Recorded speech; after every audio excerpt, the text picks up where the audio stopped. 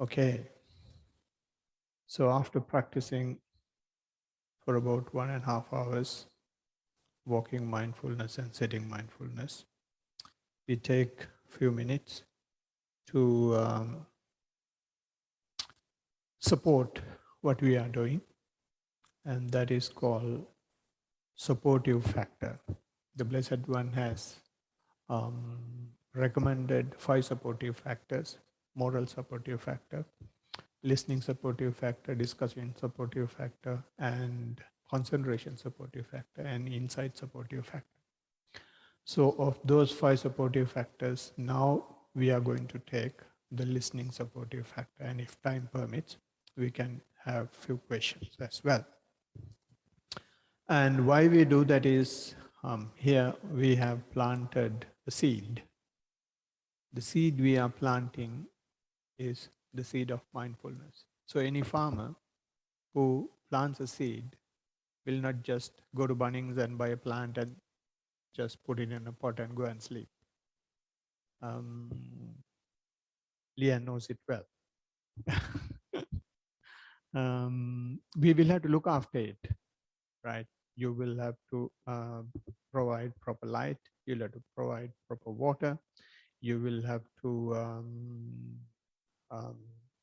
take care of weeding and pests and all that. So if you do it in large scale, you will have to take care of the farm in large scale. So similarly, the seed we are planting should also be taken care of. And it should be taken care of in a much more organized and careful manner. Right? So this is why the Blessed One has given these 5 supportive factors. Okay.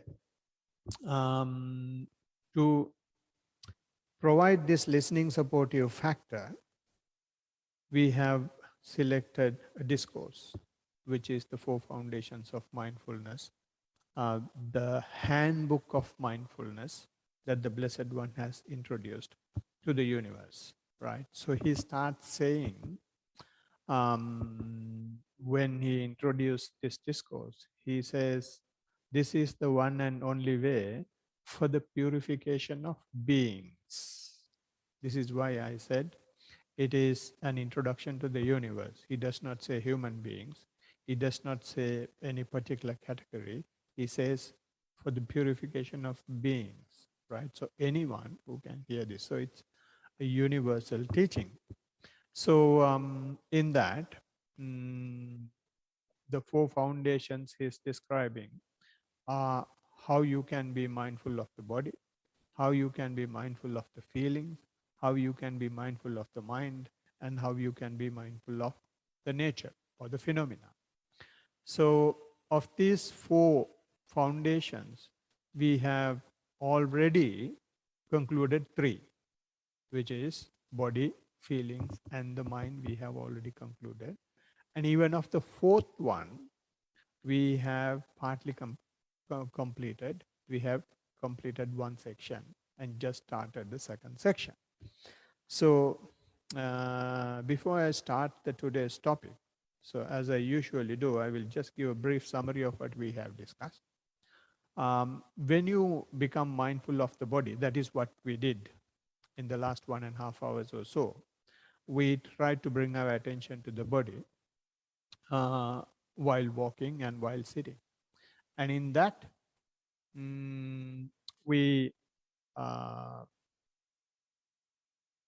Blessed One has given to be mindful of the body, although we did only 2. Blessed One has given 14 ways, 14 methods, right? Of those 14 methods, at least 3 or 4, or about 4, we can have progressive mindfulness, right? In other words, when you are mindful of your body while sitting and while walking, that is how you train yourself to be mindful in the postures, right? And therefore, although we use only sitting and walking, you can be mindful, in other words, when you are lying down and when you are standing as well. So your body is having four cardinal postures, so you can be mindful any of these postures. And the fundamental requirement to maintain a body is air. If there is no air,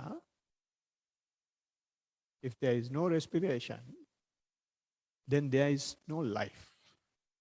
So therefore, Blessed One has combined sitting posture as well as our life to be mindful when you sit. So this is why when we do sitting mindfulness, we try to bring our attention to the breath, right? So that is the first one that the Blessed One has introduced in the discourse that we have taken. So we become mindful of the breath, we become mindful of the postures, and then Blessed One says you can go further and you can be mindful of the semi postures as well. When you walk forward, you be aware of that. When you come back, you be aware of that. When you raise your hands, posture is changing all the time. Be aware of that. So when you lift the leg, posture is changing all the time. Be aware of that. When you look sideways, postures are changing. Be aware of that. So in that manner, it asks us to keep the mindfulness continuing, right? So when you keep the mindfulness continuing, your attention keeps coming to the body. As a result, you start seeing more than what you usually see. When you look at the body, you will see hair, eyes, nose, and tummy, hands, and things like that. But when you bring your attention more and more, more and more to the body, you see the fundamental building blocks of this body, which is elements, right? And after that, the elements, I will be going through the elements in a little while. So therefore, I'm not going to take that now. And those are the things that you can progressively bring your attention to while observing the body. In addition to that, there are some contemplations that the Blessed One has introduced. Contemplations are not things that you will directly experience, but you can visualize, or you can label, or you can imagine that my body is turning into these things. Say, for example, the 32 decaying parts of the body, 32 foul parts of the body, right? And the 9 um, stages of stages of decomposing a body. All these things can also be used to be mindful of the body, but they are not progressive. Those are the imagination. So I think something happened. So can you all still hear Nathan? Yeah. Okay. Right. So when you become mindful of the body using either the first 3 or 4 or any other methods, then when the attention is in the body, then the next thing that comes up is when the mind is going to the basic layers of the body, which is the 4 elements, then you may start seeing how these elements talk to you. The 4 elements that we know are the earth element, water element, fire element, and the air element. These elements are talking to you. The earth element is talking to you by heaviness and the lightness, right? Or its roughness or its softness. Those are the characteristics of the earth element. And fire element is talking to you with heat or the cold, right? And the air element is talking to you by holding or moving, right? And the water element is talking to you from having cohesiveness, feeling cohesiveness, or just flowing effect, right? So those are the characteristics of these elements.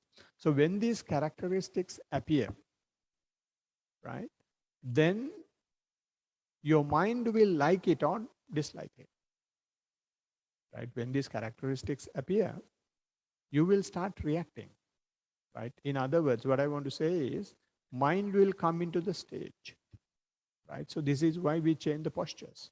While we are sitting and our body is having contact with the seat, and it will create some heat, and you may not be able to bear it up. So you may feel changing. That is because the mind is getting activated.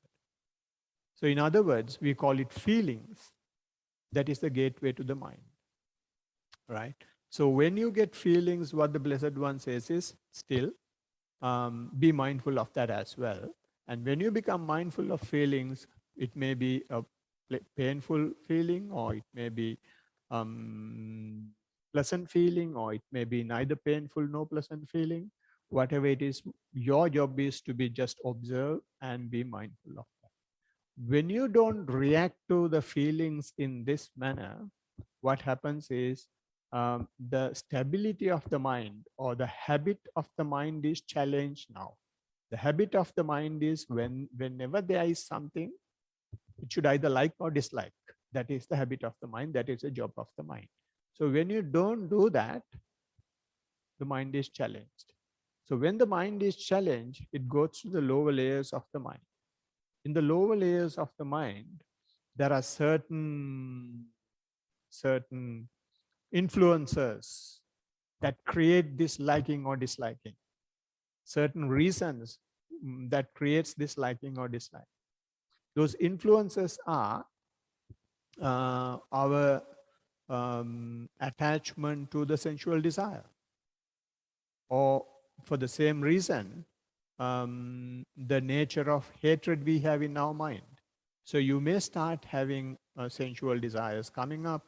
You may start having hatred thoughts coming up. If neither of those things are coming, you may feel sleepy, right? On one hand. On the other hand, in the same mind, there will have a situation. In one moment you had hatred thought, in the other moment there was nothing. Or in one moment you had a sensual thought, and the other moment there is nothing, right? And in one moment you had sleepiness, few seconds it's gone, right? So in the same mind, you may see this duality coming up. So if you start seeing this duality, and if you can ride that wave as well, then you are getting into the spiritual side that is available in the mind, right? So we have discussed about 5 such layers of spiritual development in the mind in detail in our previous talks. So hopefully you will be able to go to our YouTube channel and listen to those talks for more details. So after going through in this manner, through the body, through feelings, and through the mind, we come to the nature of beings, right? So the first nature of beings the Blessed One has identified is the ability that our mind is having to block the liberation.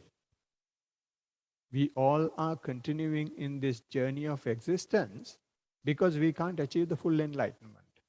So that is the wall, that is the barrier we have to continue our journey in the existence, right? So he has identified these 5 things, 5 hindrances to liberation, 5 hindrances to final enlightenment as a nature.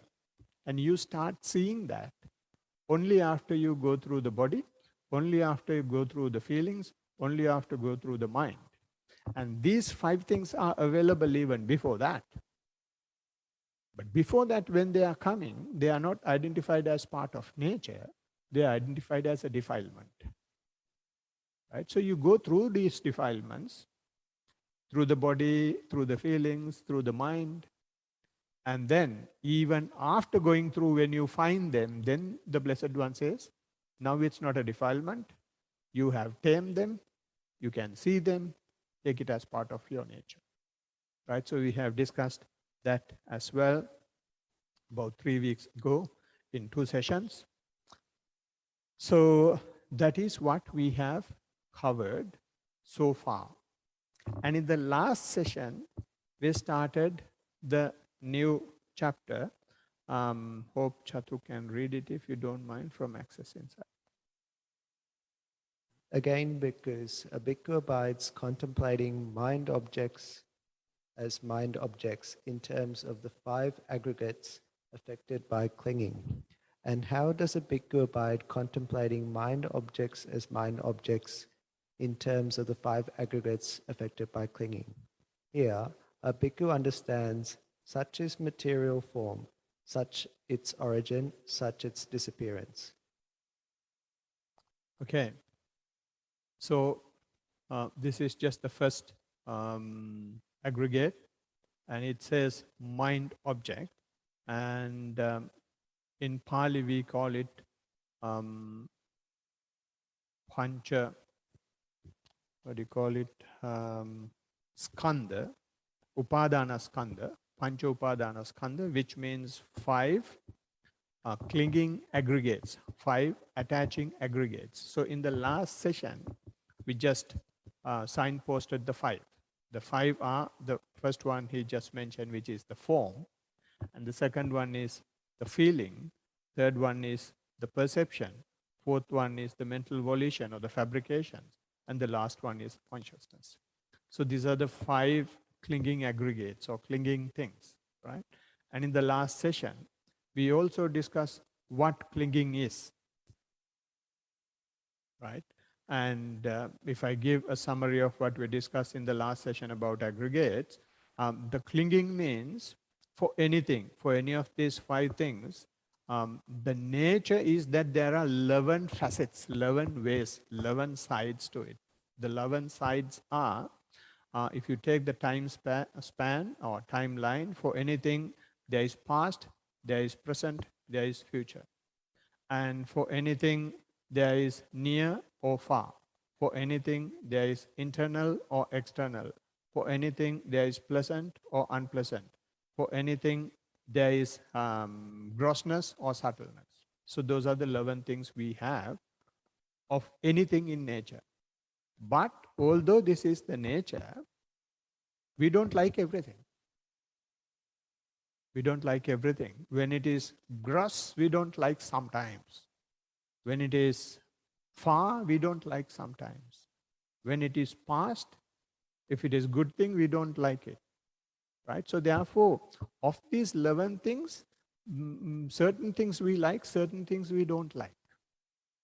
As a result, we will have to go against the nature, and that becomes clinging. We try to hold on to things, something we can't hold on. So therefore, it is called clinging or it is called attachment. Right?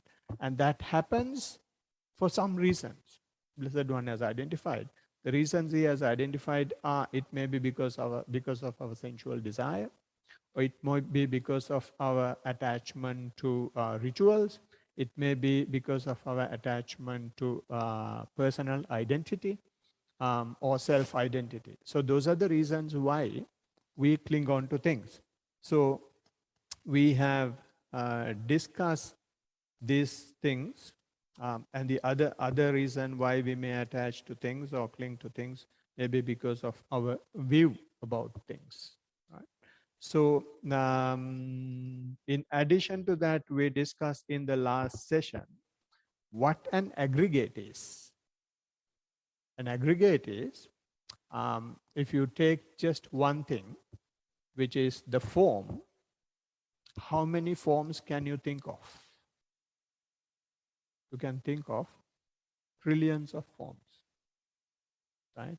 And all these forms are having 11 sides. So therefore, it's a huge mountain just for form alone. Each form will have a perception. Each form will give you a feeling. Each form will give you, will have some mental volition. Each form will have some consciousness attached. So therefore, the mountain becomes bigger and bigger and bigger. So this is why it is called aggregate. So these are the things that we discussed in the last session. Now, today I'm going to start with the first one of the five, which is form. Right? So when we discuss the form, I would like to just show that this is an expansion. Form is an expansion. The real explanation of form, according to Buddha, according to the books, is they call it in Pali, Rupati iti Rupang. Form in Pali is Rupa, right? And they call it Rupati iti Rupang. Rupati iti Rupang means there is some ticklishness, there is some vibration, there is some pinching of things all the time. Because of that nature, you call it rupa or you call it form, right? It does not stay. It keeps changing all the time, and you can see that, you can feel it. And that is, of course, a very subtle layer. So you go to this changing or the annoying or this tickling nature, this subtle layer from a gross layer. The gross layer to the subtle layer is the elements. Right? Elements, of course, when the elements are appearing, when the heat is appearing, when the heaviness is appearing, when the lightness is appearing, then it is very much visible than the form. Right? And the elements is also a subtle layer compared to even a grosser layer. The grosser layer is the matter, which is our body. Right? So our body, the materiality of our body is the gross layer, and the middle layer is the um, characteristics of the elements, and the subtlest layer is the form, which is the nature of vibration, nature of tickly nature or annoying nature that you have. Right? So if we go a bit deeper into this, when we take our body on one hand, it's a lump of form, right? So therefore, when we live in our normal lives, we live in the sensual world. In the sensual world, the Blessed One says, everything is quantified using form, right? Form is the measurement in the sensual world, right? This is why when you go home from here, you can count how many gyms you are passing.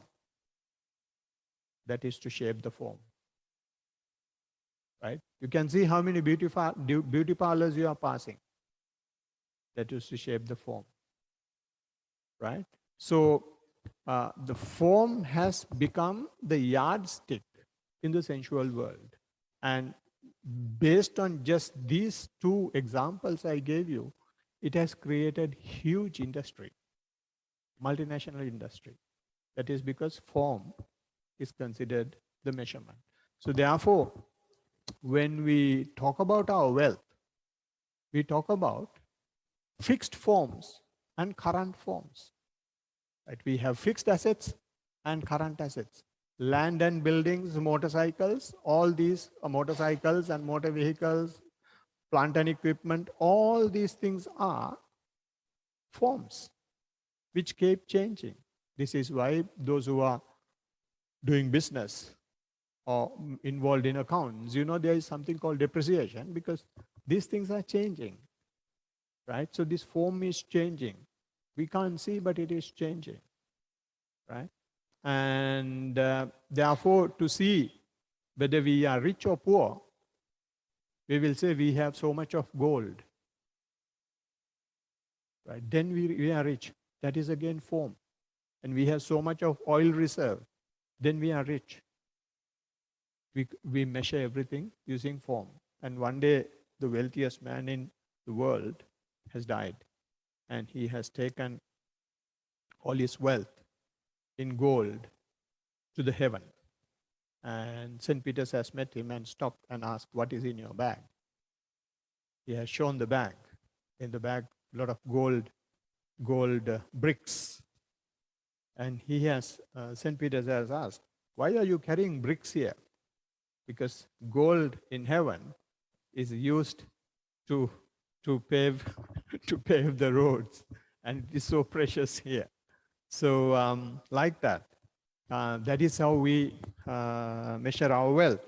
So, for the same reason, um, our health is measured in forms, right? That is why um, you go to blood test, urine test, stool test, and saliva test, all sorts of forms they are using to check our health, right? And to keep all this going, our education system is completely based on knowing about forms and creating about forms. The science, therefore, is completely based on forms. They have not gone beyond forms. About 100 years ago, when there was anything which is not material, they said it is mystic, let the church handle. They did not know about temples. And the mystic part or the non-material part was given to the church, right? So everything they they they their norm was you should be able to prove, you should be able to test it in a lab, then only it can be considered. So therefore, um, any in science, if you can make any form create faster, and if you can make it bigger, if you can make it nicer, if you can make more, then science says it is the development, right? So as a result, the economy also has gone behind that. And when you create more, when you create nice, when you create bigger, if you can sell more at the highest with the highest profit margin, then you are the best person, you are the best salesman. So this is how the entire human world is revolving, and the form is the basic center point of this sensual world. So in this process, what has happened is we don't give a damn about environment. Development means chopping off the trees and putting concrete buildings. That is the development, which the materiality has created in our mind, which the form is governing. The world governed by the form is doing that. And it does not, in this process, we never consider human values. We never consider the value of humans.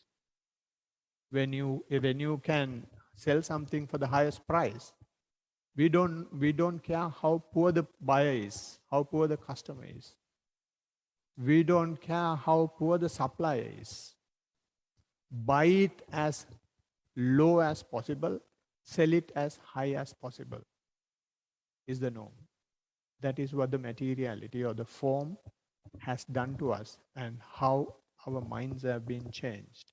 And in this process, sometimes we have no time to our families. People will have to keep working 2-3 jobs sometimes. They have no time to families, and therefore family unity has been tremendously shattered. And our connection with the nature is completely lost because we take care of only one part of ours, which is the materiality side. So therefore, what has happened is because we are so much centered around form, we try to keep our body at the end of the day as long as possible.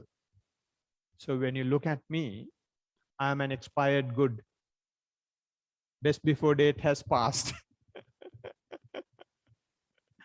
right? But still we are surviving. But those days, when it is just 50 years, 55 years, kick the bucket, and that's it, completely gone. But we are still living, but best before date is long gone, right? So that is because we take care of matter, we take care of materiality, and you can keep it surviving, just keep it functioning, but not the way it has to be, So as a result, since we are revolving around matter and materiality and the form, what has happened is we try to gather as much resources as possible at any cost. To do that, today we have weapons to destroy the entire world in a flash. But how long will it take to create? It will take years to create. So my question is that the development? Is that the science? If we have a negative destruction or other negative development, there is no science. It is just greediness based on materiality. So that is the sensual world. And the today's science disprove itself and claim a new finding, right? So science is that. What science is doing all the time is disproving itself. Whenever you find new one, what it simply says is what we were using earlier is wrong. And it is happening all the time. But still we are going behind science. I'm not blaming science. What I'm simply saying is what we say science is not science. Science is something else. So indirectly, they say they don't know. That is what they are saying. But they are spending so much money in the form of government grants to say that they don't know. Every day they keep looking, they keep looking. Blessed One did only once, and that was called Noble Quest, Noble Experiment. Only once. Nobody has challenged it so far. And more science do find things proving that what Buddha has done is correct. Right. So if we come out of the sensual way of handling things or handling matter, and if we take Buddha's way, what Buddha says is he was fed up with this imbalanced nature of material based or sensual happiness. We do all these things for happiness, right? When we take form, we have form that is getting in contact with our eye. We have forms that is getting in contact with our ears. We have forms that is getting contact with our tongue, contact with our nose, contact with our body, right? So these 5 faculties are satisfied with forms, right? When you take eye, the things that you see are matter.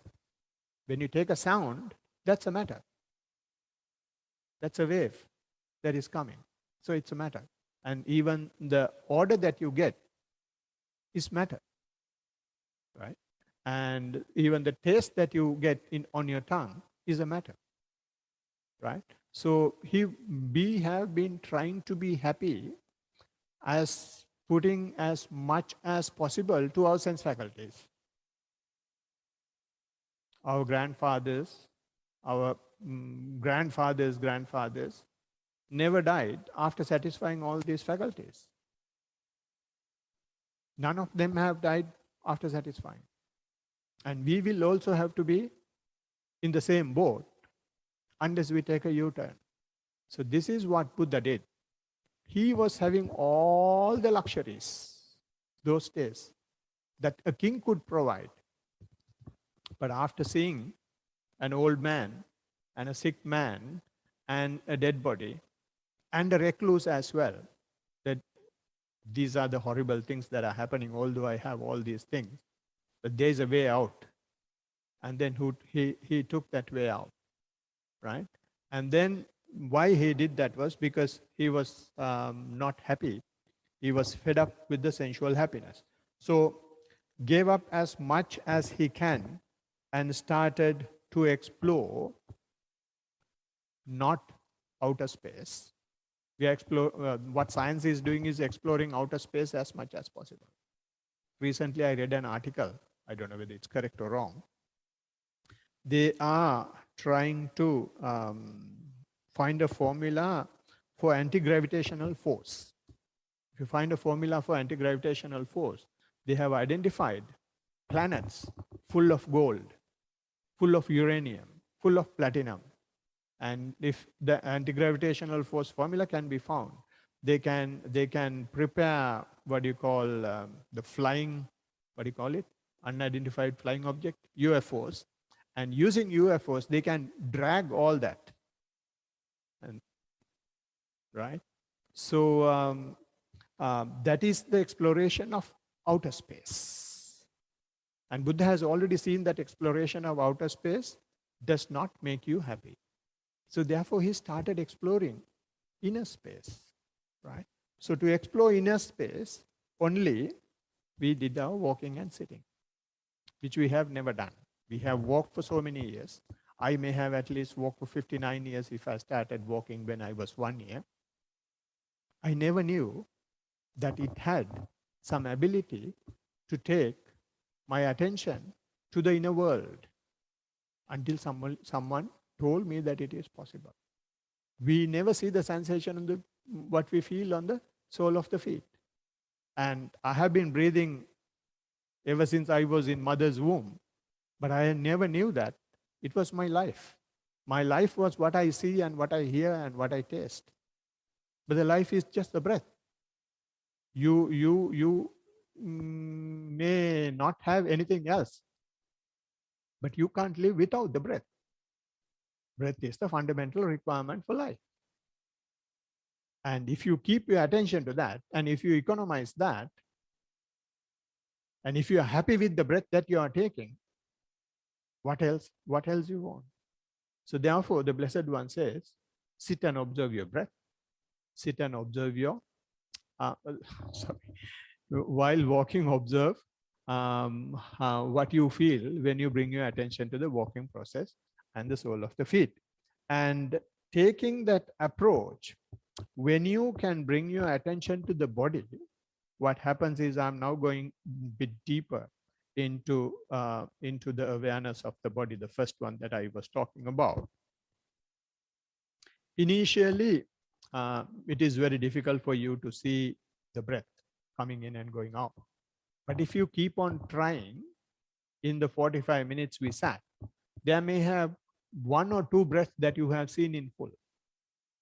If you see just one breath in, one breath out, and that particular point in time, that particular moment, what happens is you completely come out of the sensual world as well as thought on sensuality. Your sensual desire is also no longer there. You are completely out of satisfying your eye, completely out of satisfying your ear, completely out of satisfying your tongue, completely out of satisfying your nose, completely out of satisfying your body, completely out of thinking or daydreaming. You are just with your breath, in breath and out breath, and you are just with that. So that way, completely give away the sensual world. When you give away the sensual world, you have just only one thing to look after. You feel very happy. You feel very calm, right? You become happier when there are no lot of things to annoy you. If you keep your eyes open and if you don't observe your breath, suppose you have not seen the breath, you are still trying to see, then you are annoyed. You are agitated. You're looking for breath, but thoughts are coming. Pain is there and sounds are there, and you are very annoyed because there are things troubling you. But if you see the breath, in breath and out breath, which means all others are under control. They don't annoy you anymore. There is no friction. Therefore, it gives happiness. So what it simply says is, when you are in inner form, you are liberated from eye, you are liberated from ear, you are liberated from nose and the faculties. And not only that, any objects that they can get in touch with as well. Right? And how does this happen? It's because you keep your mindfulness to the fore. What the Blessed One says is at the very beginning of the mindfulness discourse, is keep the mindfulness to the fore, having your body as the focal point. So when you take your body as the focal point and keep the mindfulness to the fore, then you go quietly, slowly, gradually into your breath and into your body. And when it goes to the body, then, as I said earlier, you may not see the breath after a while. Instead, you will start feeling lightness in the body, or you may start feeling the heaviness in the body. When you walk, you may feel the warmth of the carpet, or if you are walking on the tiles, you may feel the coolness of the tile. So it's no longer the body, it is the elements, right? So when you have elements, when you keep on observing, and there have been instances here, some of you have mentioned that you feel all these characteristics of the elements, and some people say that you feel even vibration in the body, right? When you say vibration in the body, you can't specifically say whether it is heaviness or lightness or coldness or warmth or anything, but they start feeling vibration. Feeling vibration means it is gone even beyond element. You can't specifically identify whether it's earth element or water element or fire element or any other element. It is some other characteristic. So in other words, when you keep on looking at the same thing, what happens is it loses its identification. So it is like, so when you make porridge, right, you put milk, you put what do you put, cereal, right? So initially, when you're cooking it, initially you can see milk and cereal. But after some time, if you keep on stirring it, it turns into something else completely different. Neither milk, no cereal. So like that, when you keep your attention continuously on the body, you first see breath and then see elements. You can see very clearly, okay, it is this element, it is that element. But if you still keep observing, what happens is go to the very basic nature of things, which is the forms, these vibrations, right? So when you go to vibrations, then what we discuss here may come into picture. What we discuss here is the clinging aggregates, right? So we are not used to the vibrations. We never came here and sat down or walked to see vibrations. We thought it becomes you come and sit here and you may get very cool sensation and you will be able to live with that for a long time and all the problems are sorted out. That is why people start with meditation, right? So but after some times once they do it, uh, not that the problems are solved, they start seeing additional problems. My body is all right all this time, but now it's like a beehive. It's not stable, right? Shivering and waving and a lot of things are happening which you can't explain. So when this is happening because of our clinging to sensuality, you may feel lost in a desert or sea or a jungle, right? Because we were so much close to sensuality. So when these things are happening, you simply can't accept what is going on and you may feel that you are lost somewhere, right?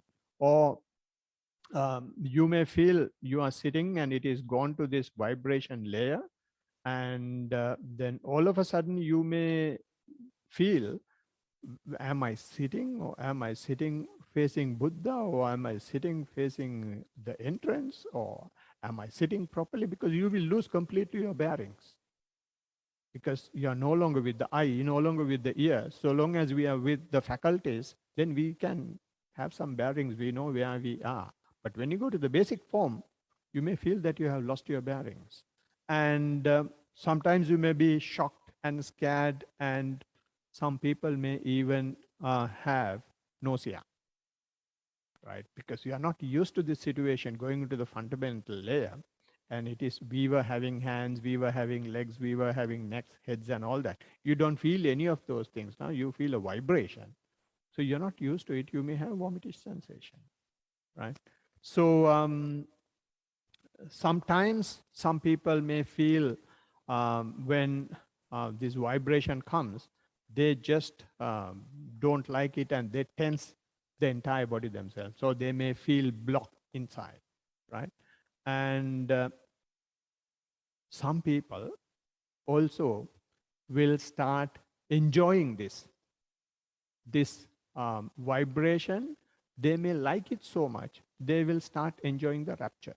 So why all these things happen is because of our clinging, right? Because we are clinging to the sensuality. They may not like what is happening, right? Or some people may like what is happening and they may start enjoying the rapture.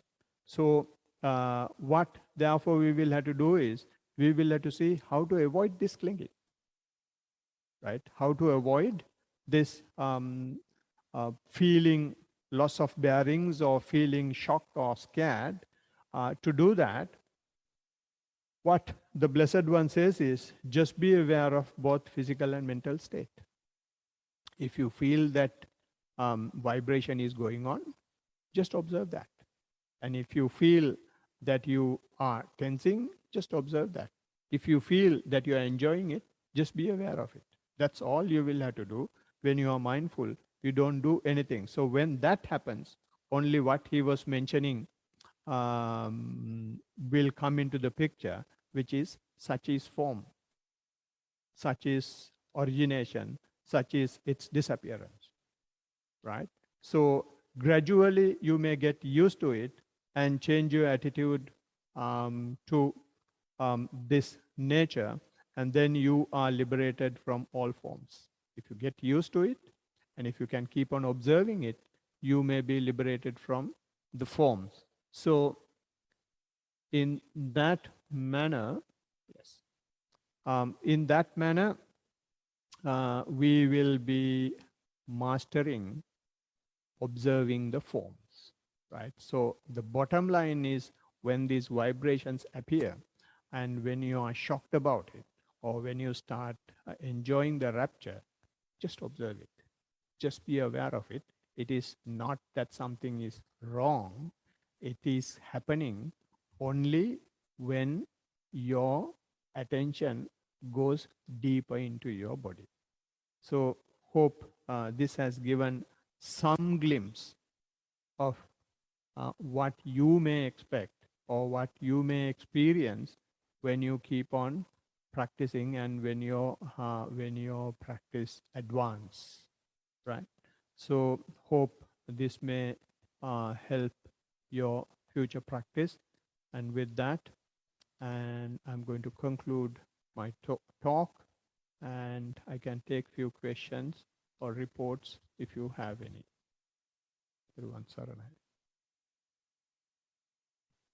Nathan and Trish, do you have anything? I don't, thank you. All right. Right. Do you want to say something? Just give me a second. No, I think you'll have to talk to Mike for recording.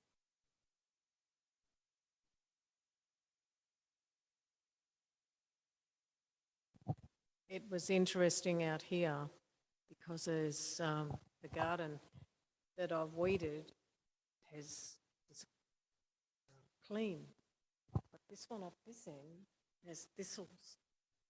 And when I was walking, I'm thinking, can we turn it round to make, because we always believe that clean is pristine, and when it's untidy or unclean, we don't associate it with it.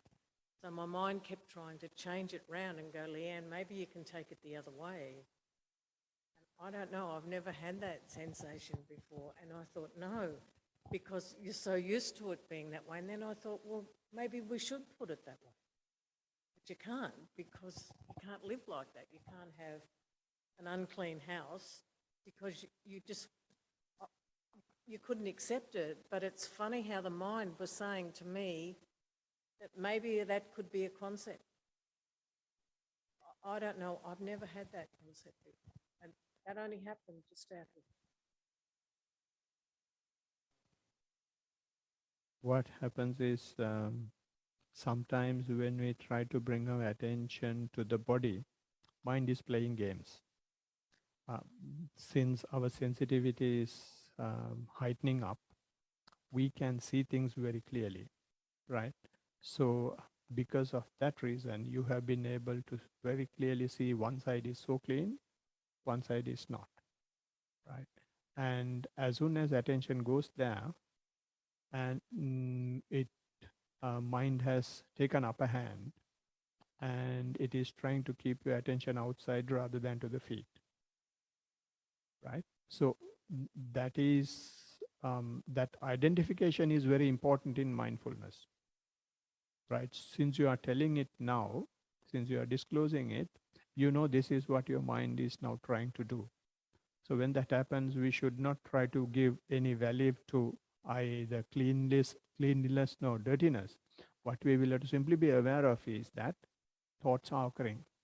They're simple thoughts, right? So if you try to give value, okay, I should do this, I should not do that, or I should have this plan to correct it and all that, then what happens is it takes a value and it takes your attention away from the leg.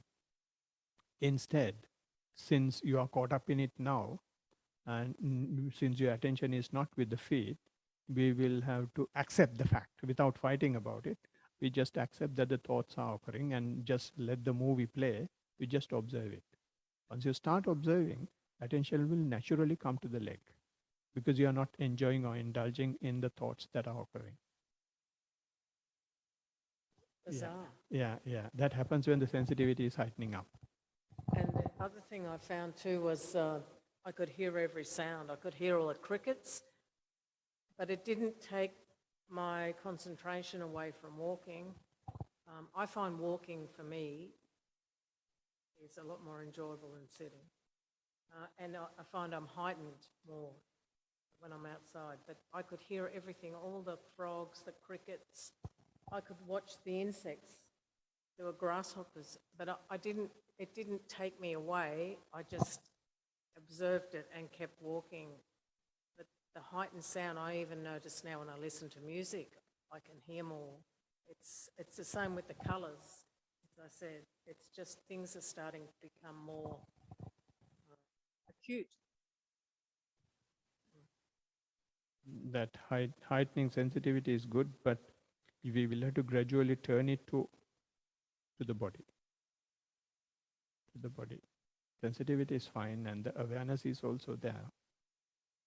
And we will have to take the U-turn to the body. Then it's going to be a different ball game after that.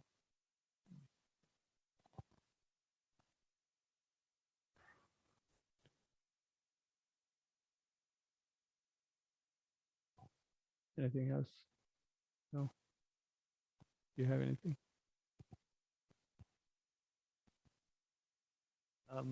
Yeah, I might as well say something. It's interesting you're talking about like it's how the world works. And for me, like I don't really like, let's say, materialism or consumerism, but I'm a part of it. And so I work for a company who's European focused, so they consider themselves supposedly very progressive. But then every quarter they have their little reports that say, yes, we've had 10% extra profit, blah, blah, blah, sort of thing. So I really don't have faith in that. But it was interesting, you were saying something about the expiry date of people. And for me, like, I don't like old people to some extent. And for me, it's like, it's because of my boss. Like, I feel he's well past his expiry date. So I have this really bad view of old people. And like, for me, it's actually a vested interest because if he goes, then he'll be expired and then I can push my agenda. And my agenda is actually to be progressive, just like my work is. And I'm just like a little slave to that sort of world, even though I don't want to be to some extent. Anyway, that's what I was thinking when you were saying that earlier. Thank you very much for the comments. So we can, if there are no more comments or questions, we can conclude the session. To conclude, we will chant our traditional stanzas. Yeah, these sessions are possible not just because of one person's ability. They are collective effort. So we can share these positive energies we have generated with everyone who is helping us. So to do that, we will chant the traditional stanzas we have here. Yeah, that is in where we worship. Yes, where we salute the teaching, not the teaching, the community of monks. It says Sangha of the Blessed One disciples. That is to say, 4 pairs of men, the 8 types of persons. Right. Yeah. Yeah. Although they use the word men, it is not just for men. Right. It is, no, it's not a male thing. It is for all the human beings. Right. And the 4 types they are mentioning is the 4 stages of enlightenment. Right. There are 4 stages of enlightenment. One is the stream winner. And then the, what's the other one? Once returner, non-returner, and the fully enlightened. So those are the 4 types, right? So it says 4 pairs, right? 4 pairs here. What it says is 4 pairs. So the 4 pairs are, one is walking on the path to, one who is walking path to the stream enterer or stream winner, and the one who has attained is 1 pair. And the second pair is one is walking on the once returner, and one who is attained or achieved is the second pair. The third pair is walking on the non-returner and achieved. The third pair. The last pair is one is those who are walking on the path to fully enlightenment, and those who have achieved the last pair. So those are the 4 pairs.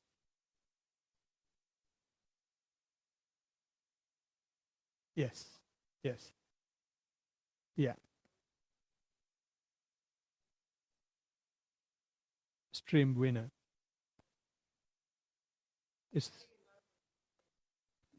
That is why we are doing the discussion.